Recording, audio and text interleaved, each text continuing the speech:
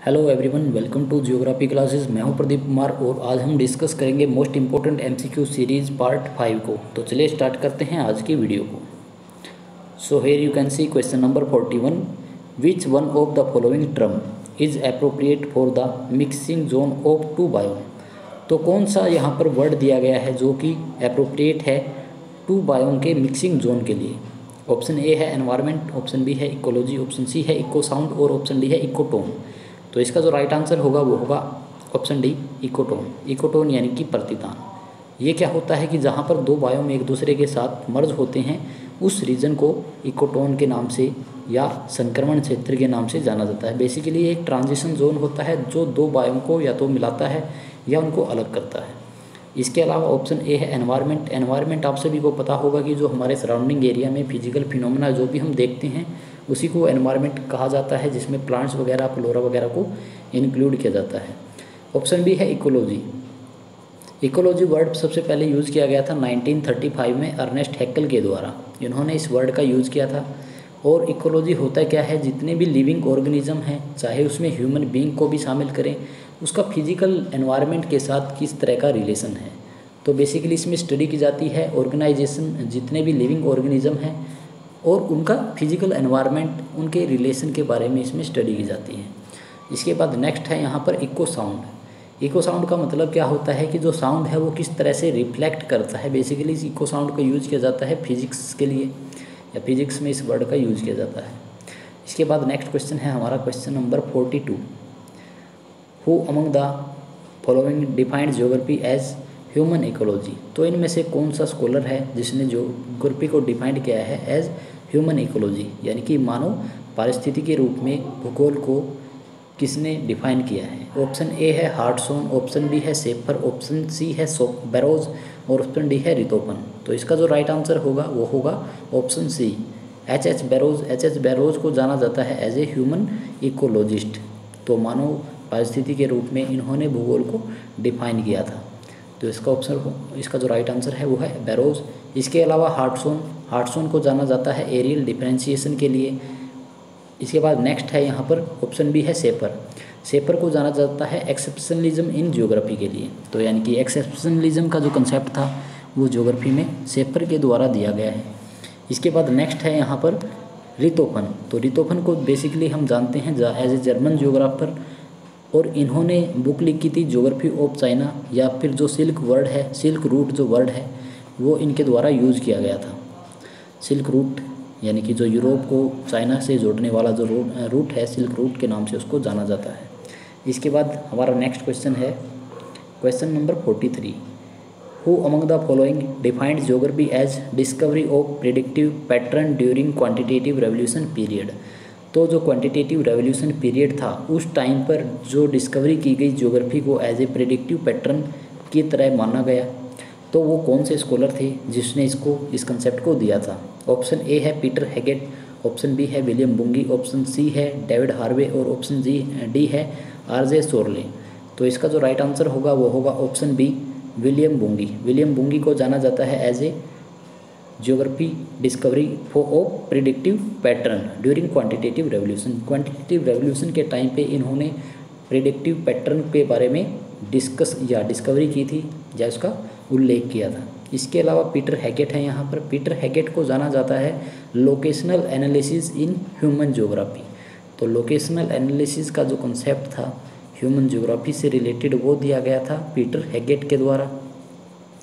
Location analysis में basically location के बारे में बात की गई थी कि जो ह्यूमन ज्योग्राफी है या ह्यूमन के लिए जो लोकेशन है, कौन सी लोकेशन और किस तरह से उस लोकेशन का हम एनालाइज कर सकते हैं, इसके बारे में। इसके बाद नेक्स्ट जो ऑप्शन है option C David Harvey. David Harvey को जाना जाता है टाइम स्पेस कंप्रेशन के लिए, या इनकी एक जो बुक थी सोशल जस्टिस एंड सिटी, इन्होंने कंसेप्ट दिया था सोशल जस्टिस एंड सिटी का। इसके अलावा लास्ट जो ऑप्शन है यहाँ पर आरजे सोरले को जाना जाता है geography and general system theory के लिए।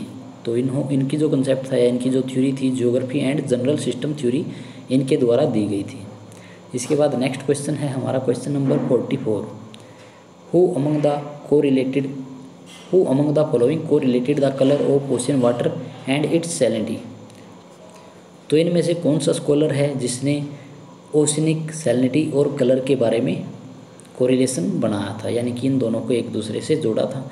ऑप्शन ए है अल मसूदी, ऑप्शन बी है अल मकदीसी, ऑप्शन सी है इब्न खादून और ऑप्शन डी है इब्न सीना। तो इसका राइट आंसर होगा, ये सभी आपको पता ही होगा, अल मसूदी को जाना जाता है एज ए कोरिलेटेड करने के लिए कलर और ओशन वाटर और इसकी सैलिनिटी और कलर में जो कम्बिनेशन किया गया था या कोरिलेशन बनाया गया था वो अल मसूदी के द्वारा ही बनाया गया था। इसके अलावा अल मकदीसी को जाना जाता है, उनकी जो बेस्ट वर्क था या उनका जो नोटेबल वर्क है वो है the best division in the knowledge of region. तो इनका जो कंसेप्ट था the best division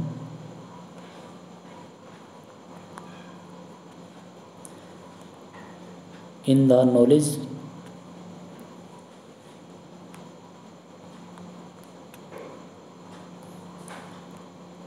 of the region. तो यहाँ पर क्लियरली नहीं लिख पा रहा हूँ। तो इनका जो इनकी फेमस जो बुक थी उसका नाम था the best division in the knowledge of the region, इसके बारे में। इसके बाद आज यहाँ पर नाम आता है इब्न खादून का। इब्न खादून को जाना जाता है इनकी बुक के लिए जो थी मुकदिमा जो बुक थी वो लिखी गई थी इब्न खादून के द्वारा। और लास्ट ऑप्शन है यहाँ पर इब्न सीना, यहाँ पर इब्न सीना है ये। इब्न सीना को जाना जाता है इनके कंसेप्ट के लिए अल कानून फ़ी अल तबीब, अल कानून फ़ी अल तबीब, या इसको हम कहते हैं the canon of medicine. Canon of medicine के लिए जाना जाता है इब्न खादून को। इसके बाद देखते हैं नेक्स्ट क्वेश्चन जो कि है question number 45। Which one of the following total fertility rate is required to maintain the world existing population. तो वर्ल्ड की जो आज के टाइम में जो प्रेजेंट पॉपुलेशन है, अगर वो उसको एग्जिस्ट करना है फ्यूचर में भी, तो उसको जो फर्टिलिटी रेट है वो क्या रखना होगा। ऑप्शन ए है 3.4, ऑप्शन बी है 2.1, ऑप्शन सी है 1.2 और ऑप्शन डी है 4.2। तो इसके लिए जो ऑप्शन रहेगा वो रहेगा बी 2.1। तो 2:1 या 2:1 के कंसेप्ट को लेकर ही फर्टिलिटी रेट को हमें रखना होगा ताकि हम फ्यूचर में भी एग्जिस्ट कर सकें इस अर्थ पर, क्योंकि रिसोर्स और पॉपुलेशन के बीच में बैलेंस होना बहुत ज़रूरी है। अगर रिसोर्स कम हो गए, पॉपुलेशन ज़्यादा हो गई तो हम यहाँ पर सर्वाइव नहीं कर पाएंगे, भूखमरी की कंडीशन हो जाएगी।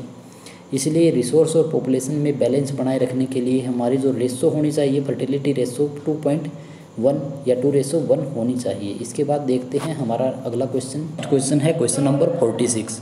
विच one of the following is not include in the Ravenstein law of migration. इनमें से किस कंसेप्ट को रेवनस्टीन के लॉ ऑफ माइग्रेशन में इंक्लूड नहीं किया जाता।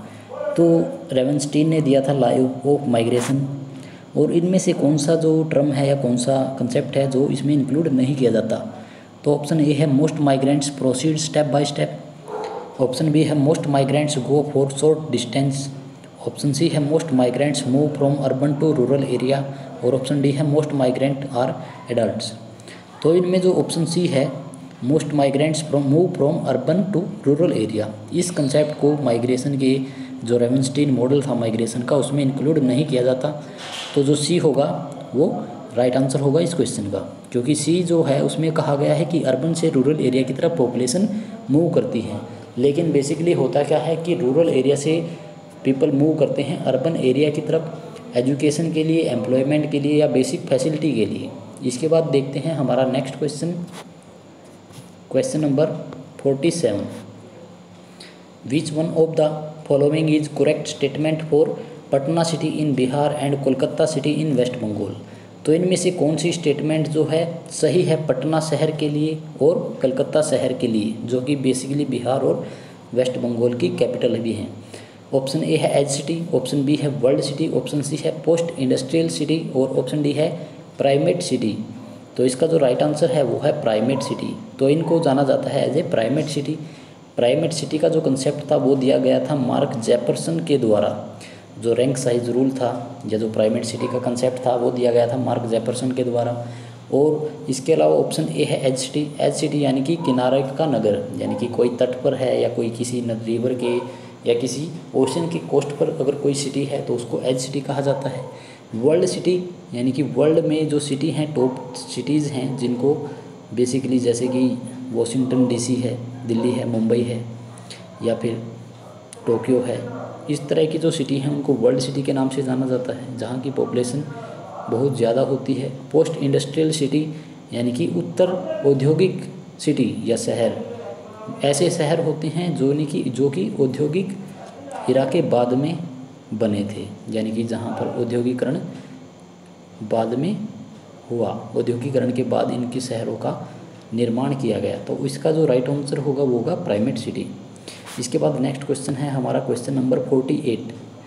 विच one of the following principle denote K4 Christaller's model of central place. तो सेंट्रल प्लेस का जो मॉडल है क्रिस्टलर का, उसमें K4 की वैल्यू यहाँ पर पूछी गई है कि K4 किस चीज़ को डिनोट करता है।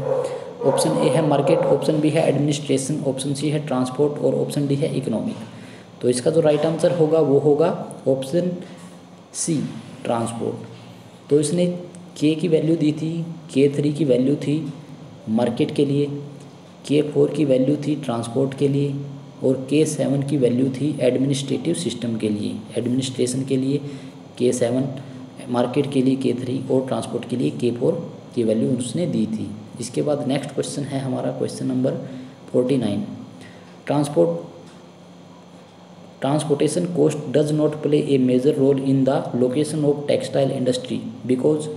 तो ट्रांसपोर्टेशन कॉस्ट जो है वो उसका जो एक रोल होता है वो इतना ज़्यादा इम्पोर्टेंट नहीं है टेक्सटाइल इंडस्ट्री में। उसका रीज़न क्या दिया गया है। ऑप्शन ए है when is weight losing material. तो इस यहाँ पर आएगा cotton is a weight losing material. Option B है cotton is a weight gaining material. Option C है cotton is a pure material more और less equal to the finished material. और option D है weight loss in cotton during manufacturing is high. तो इसका जो right answer है वो है ऑप्शन सी। कॉटन क्या है, एक प्योर मटेरियल है, यानी कि मैन्युफैक्चरिंग के बाद इसका वेट ना तो कम होता है ना ही ज़्यादा होता है, वो इक्वल ही रहता है रॉ मटेरियल के। यानी कि जो कॉटन है उसका वेट घटता या बढ़ता नहीं है, वो इक्वल रहता है मैन्युफैक्चरिंग के बाद भी। तो इसलिए ऑप्शन सी होगा इस क्वेश्चन का राइट आंसर। इसके बाद नेक्स्ट क्वेश्चन है हमारा, लास्ट क्वेश्चन है आज का, वो है question 50। Which of the following occupation is classified as secondary activity. तो इनमें से किस ऑक्यूपेशन को सेकेंडरी एक्टिविटी में काउंट किया जाता है। ऑप्शन ए है कारपेंटर, ऑप्शन बी है कोल माइनर, ऑप्शन सी है स्कूल टीचर और ऑप्शन डी है फार्मर। तो आपको पता होगा कि फार्मर जो ऑक्यूपेशन है वो प्राइमरी ऑक्यूपेशन है, एग्रीकल्चर जो हमारा ऑक्यूपेशन है वो प्राइमरी में काउंट किया जाता है। स्कूल टीचर को टर्सरी एक्टिविटी में काउंट किया जाता है।